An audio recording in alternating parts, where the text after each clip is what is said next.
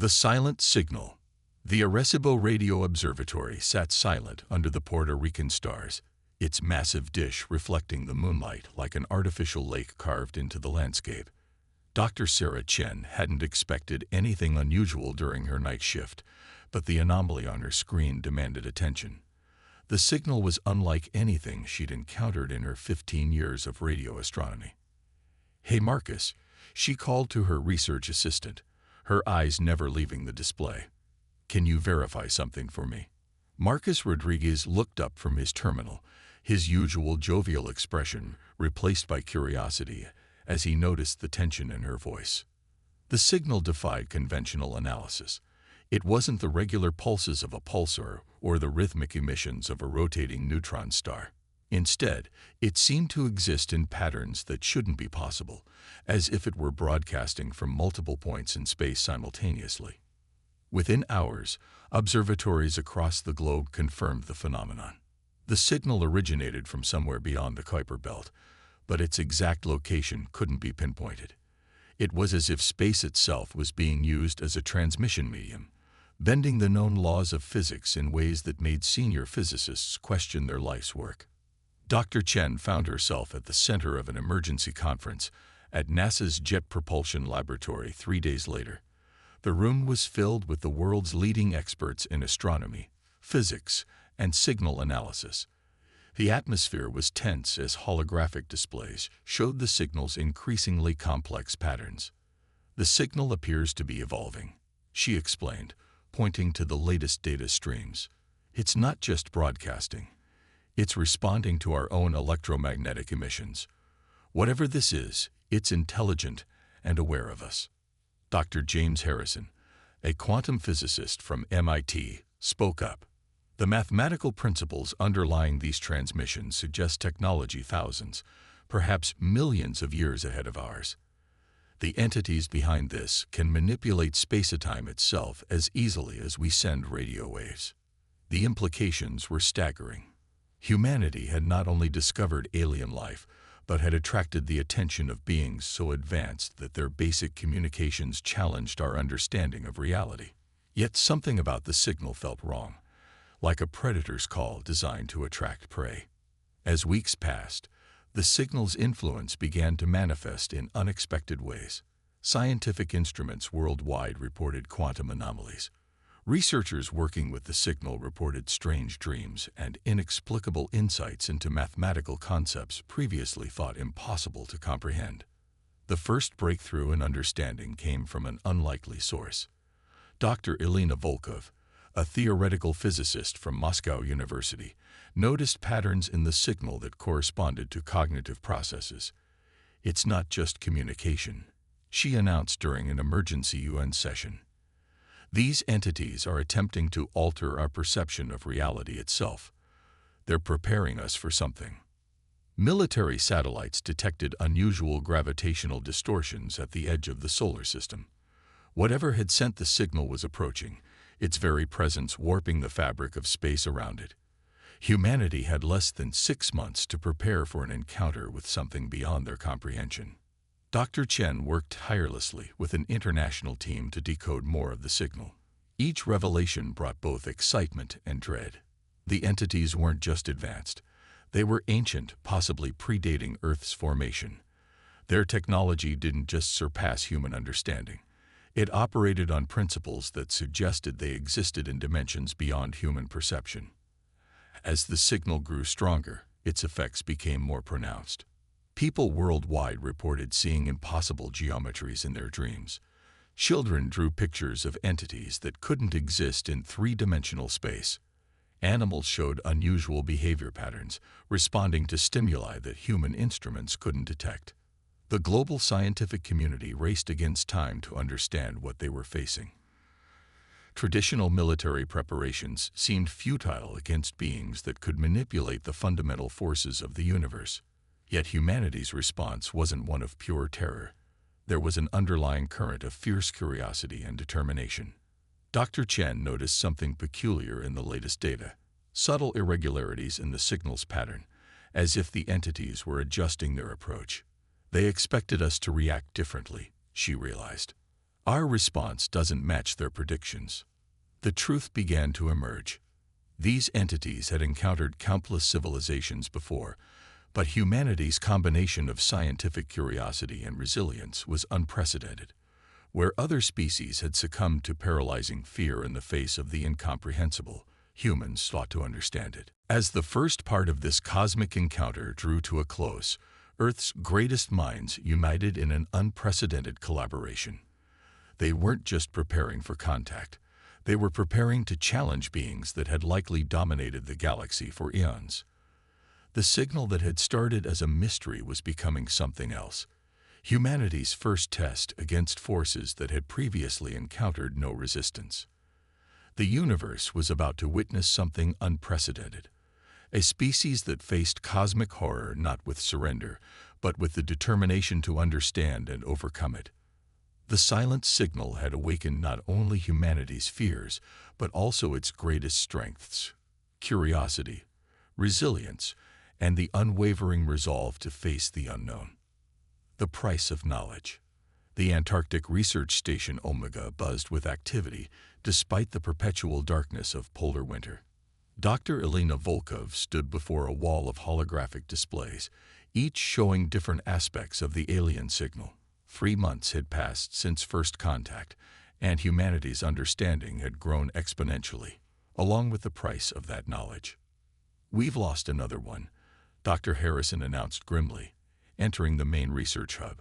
Dr. Maya Patel, a brilliant quantum mathematician from India, had suffered a mental breakdown after making a breakthrough in understanding the entity's dimensional mathematics. She was the 7th researcher this month to succumb to the psychological strain of comprehending concepts that human minds weren't evolved to process. But even as some minds broke under the weight of cosmic knowledge, others adapted.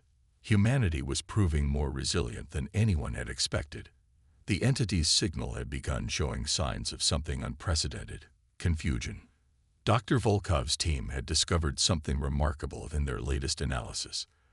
"They're not just ancient," she explained to the assembled International Science Council.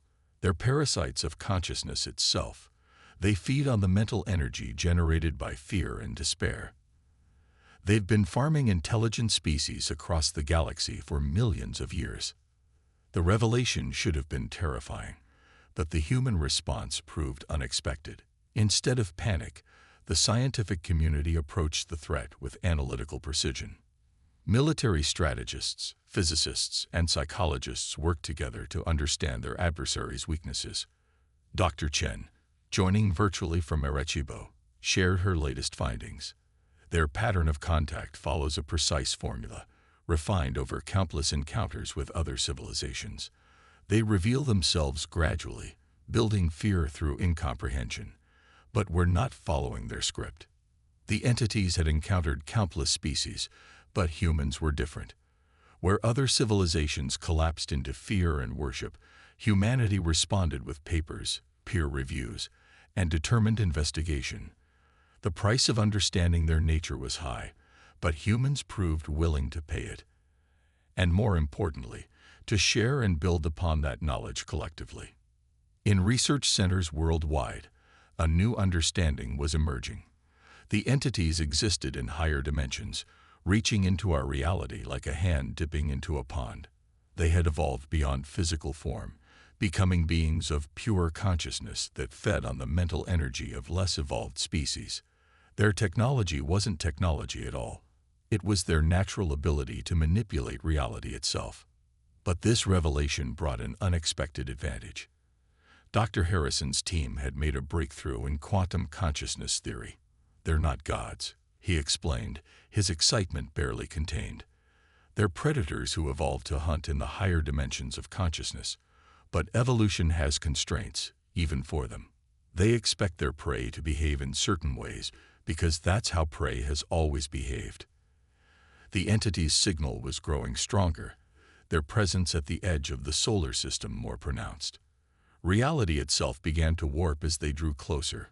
People worldwide reported seeing impossible colors and shapes, experiencing thoughts that couldn't have come from human minds.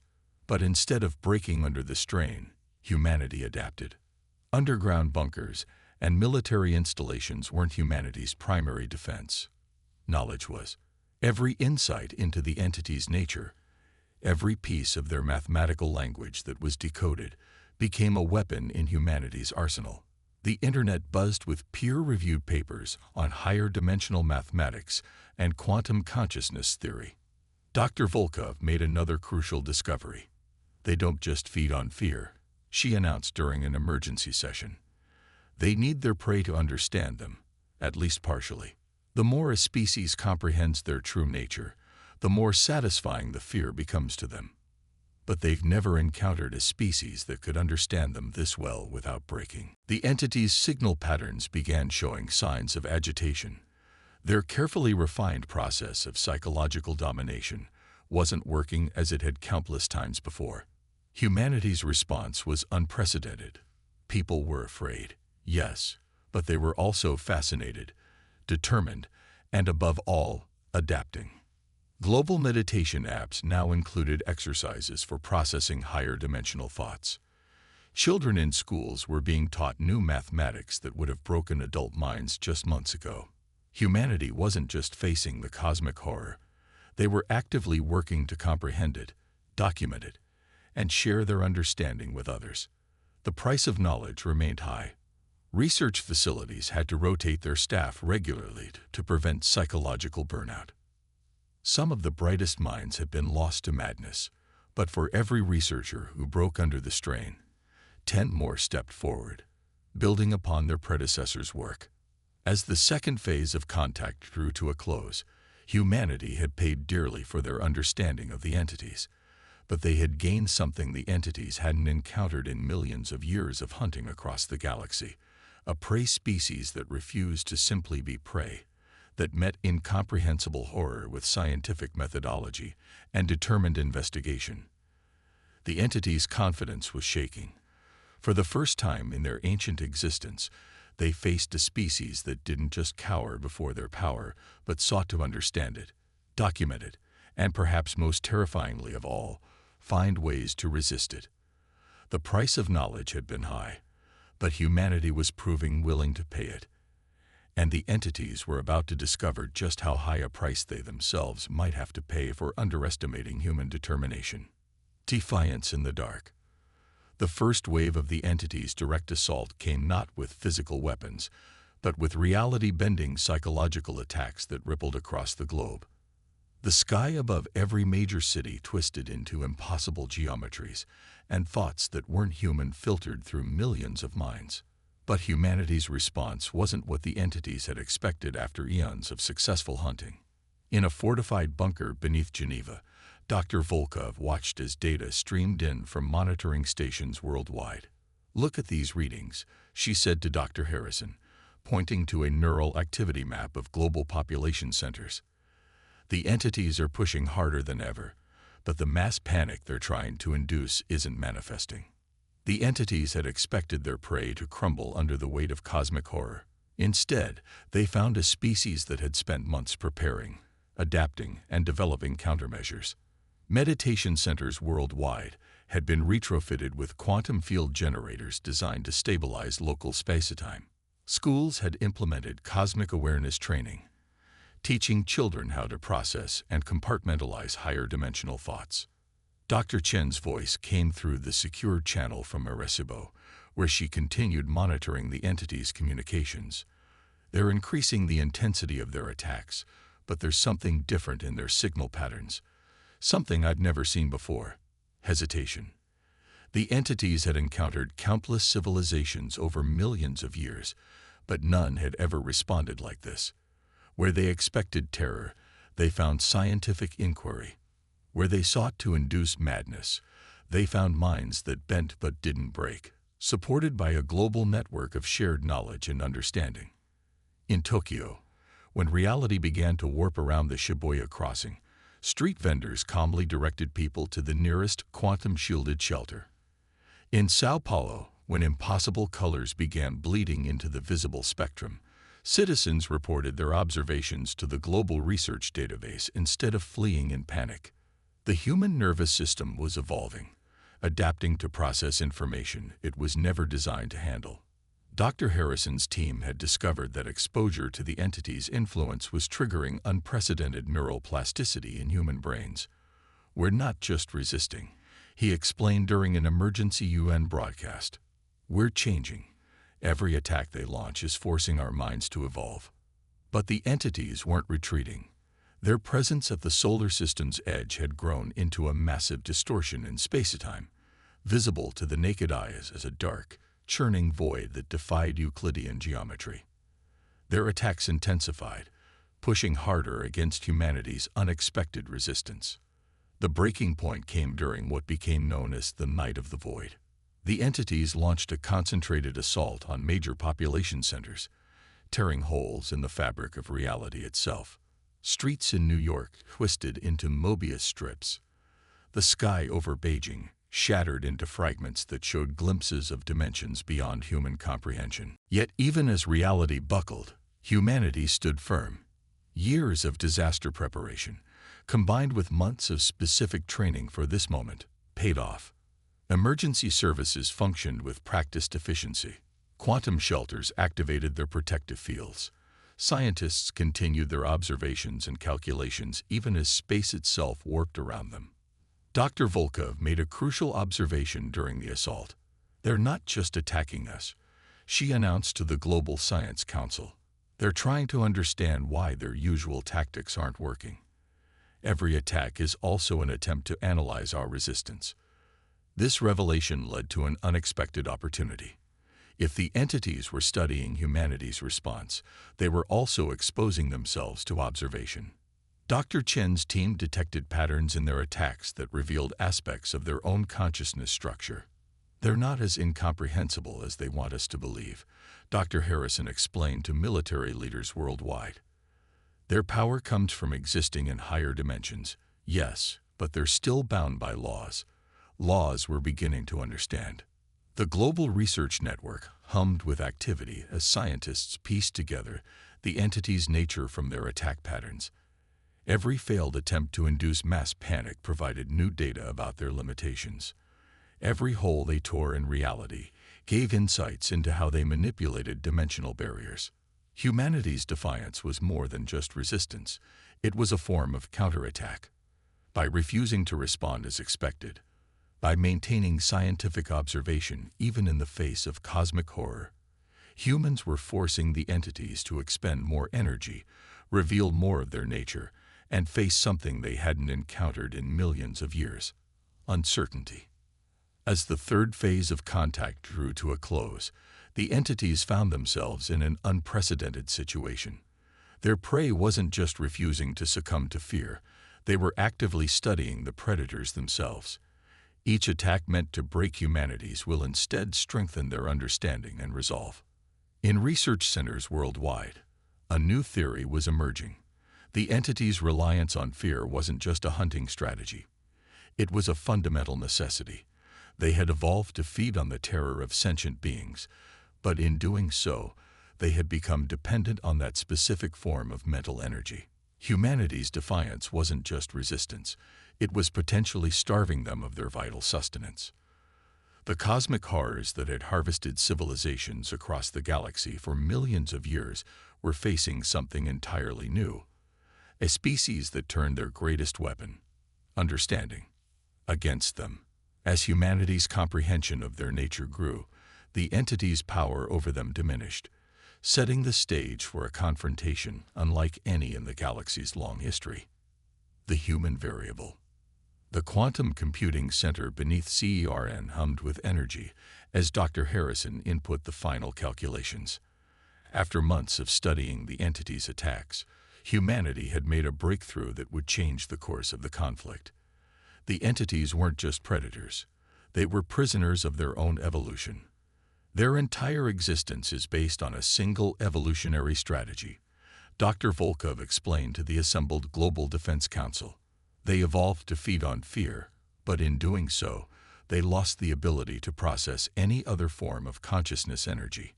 Our resistance isn't just surprising them, it's starving them. The entity's attacks had grown more erratic, more desperate.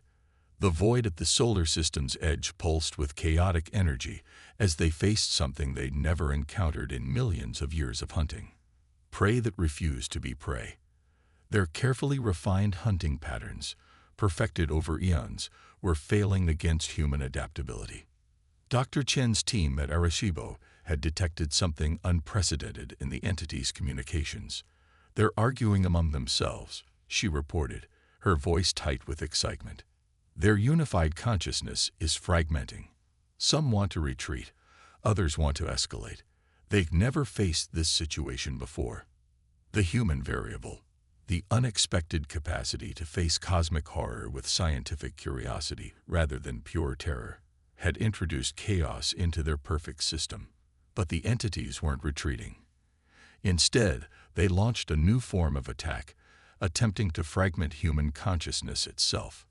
People worldwide began experiencing shared hallucinations, their minds linked across vast distances by the entity's power. But once again, humanity's response defied prediction.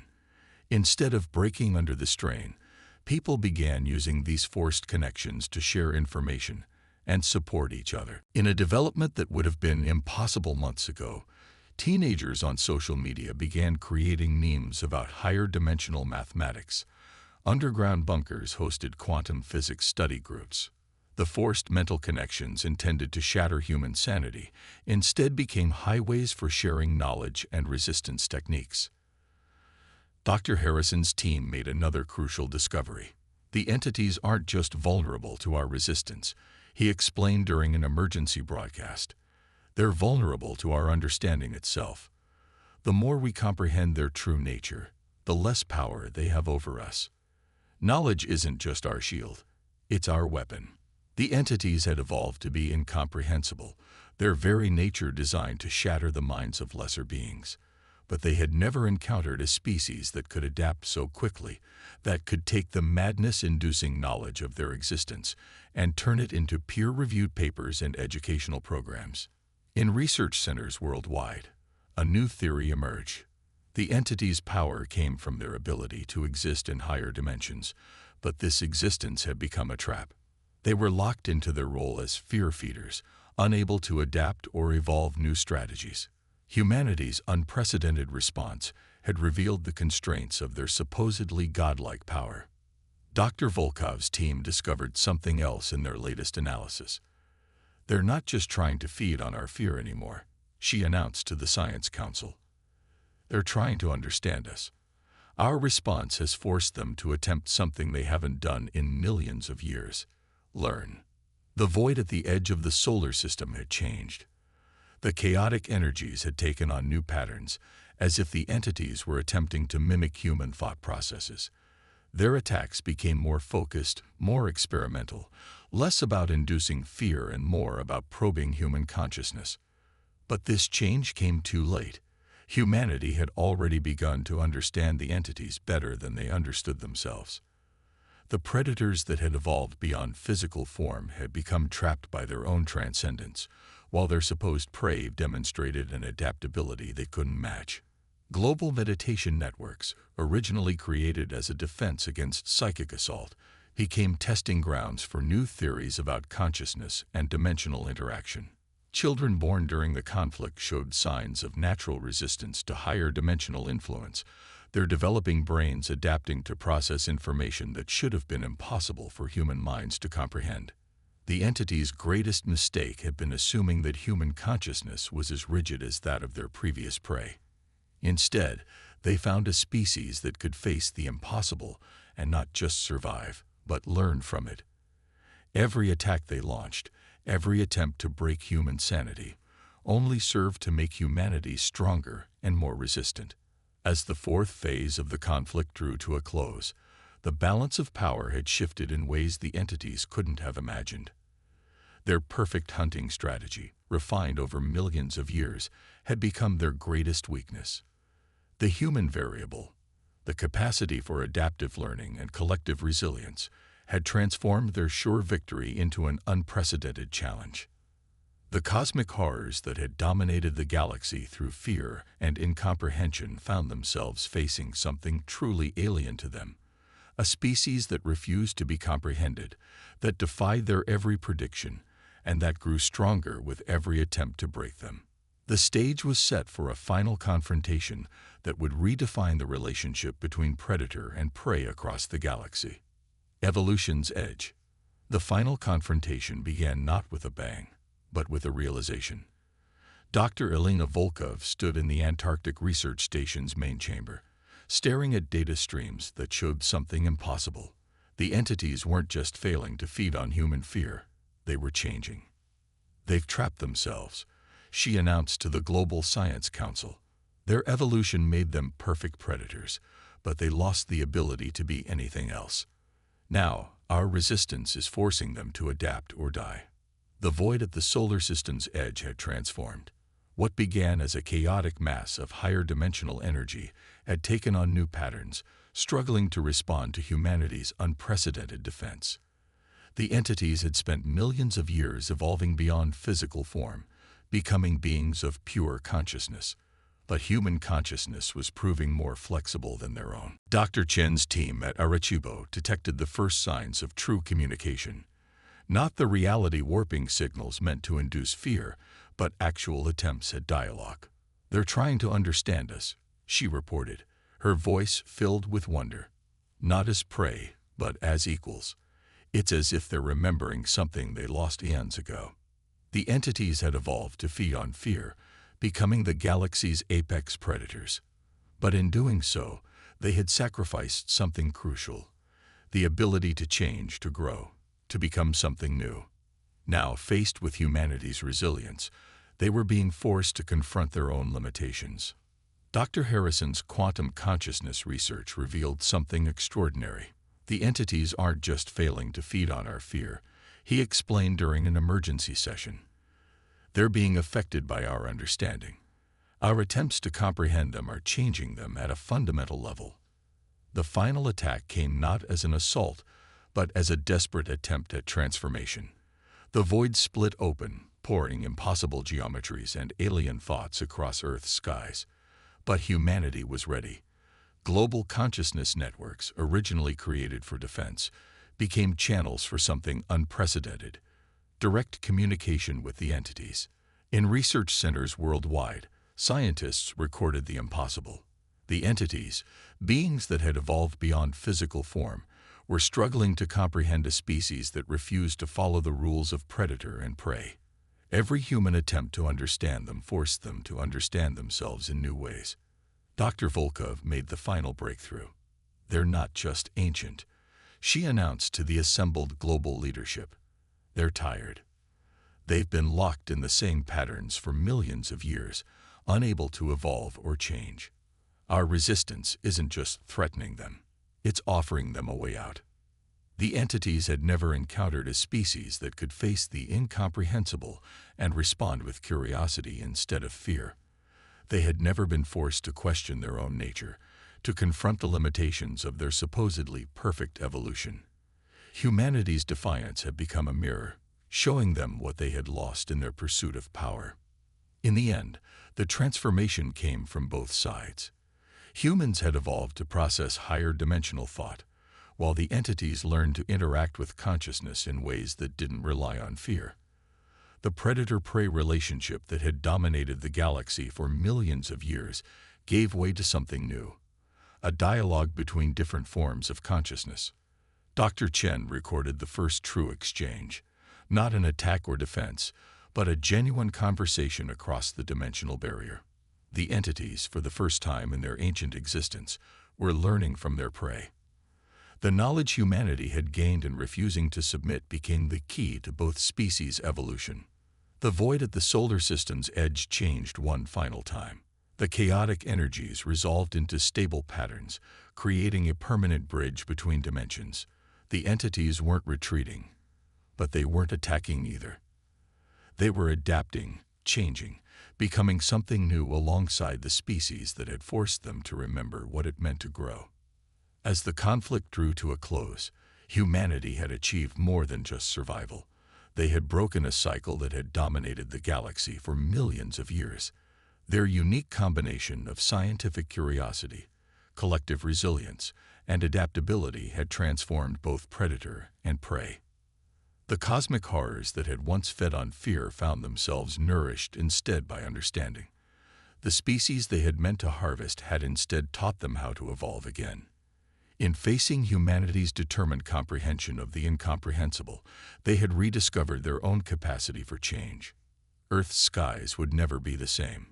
The permanent dimensional bridge served as a reminder of both the encounter and its unprecedented resolution. Humanity had faced cosmic horror not just with defiance, but with the willingness to understand and adapt. In doing so, they had proved that even the most ancient and powerful beings in the galaxy could learn something new from a young species that refused to simply be prey. The universe had witnessed something unprecedented, a prey species that transformed its predators through understanding rather than fear.